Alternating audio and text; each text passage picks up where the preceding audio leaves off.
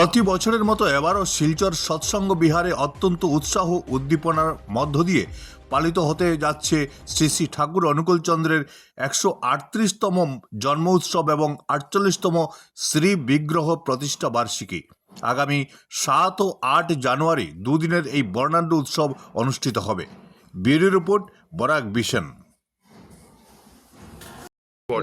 আচ্ছা,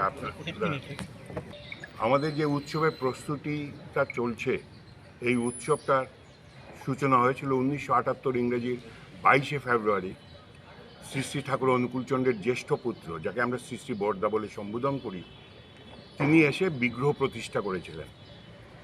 22 ফেব্রুয়ারি আমাদের এই উৎসবটা শুরু হয় পরবর্তী বছর থেকে, কিন্তু হায়ার সেকেন্ডারি এবং মেট্রিক পরীক্ষা এগিয়ে যাওয়ার জন্যে আমরা যাতে ছাত্রছাত্রীদের কোনো অসুবিধা না হয়, তাহলে আমরাও ওই 22 ফেব্রুয়ারি থেকে উৎসবটাকে এগিয়ে নিয়ে এসেছি।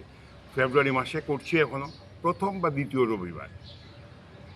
এই হচ্ছে এই উৎসবের সূচনার ইতিহাস। আমরা শিলচর সৎসঙ্গ বিহারে প্রতি বছর খুব ধুমধাম করে এই উৎসবটা করি। প্রচণ্ড জনসমাগম হয়। গত বছর আমরা যেসব জায়গাতে প্যান্ডেল করতাম, সেই সব জায়গায় প্যান্ডেল করার পরিপ্রেক্ষিতে দেখা গেছে যে জনসমাগমের তুলনায় যেন স্থানটা সংকুলান হচ্ছে না। আমাদের পিছনে কিছু জায়গা ছিল, যে জায়গাগুলো ফিলিং না থাকার দরুন সেখানে প্যান্ডেল করা সম্ভব হয়নি। আমরা আনন্দবাজারের বন্দোবস্ত করতাম ওইখানটায়। আনন্দবাজারে আমাদের স্থায়ী 2টা ফ্লোর আছে, 12,000 স্কোয়ার ফিটের 2টা ফ্লোর আছে। তাতেও এই উৎসবে প্রসাদ দেওয়ার সংকুলান হয় না।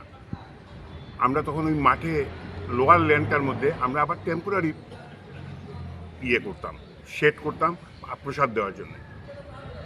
গত বছর যখন স্থান সংকুলান হয় নাই, আচার্যদেব তারপর বলেছিলেন যে এই জমিটা মাটি ভরাট করে প্যান্ডেলটাকে পিছিয়ে নিয়ে যাওয়ার জন্য, যাতে মানুষের কোনো অসুবিধা, রাস্তার ব্লকেড হওয়ার সম্ভাবনা, এইসবের হাত থেকে যেন রক্ষা পাওয়া যায়।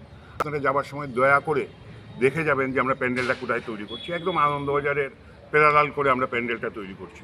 এখন প্রশ্ন হচ্ছে যে তাহলে প্রসাদ দেবো কই?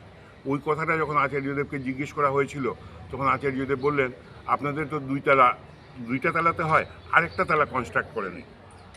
যে 8-10,000 স্কোয়ার ফিটের আপনারা প্যান্ডেল তৈরি করেন নিচে, ওই 3 তালাটা যদি করে দেন তাহলে তো আরও 12,000 স্কোয়ার ফুট হয়ে যাবে।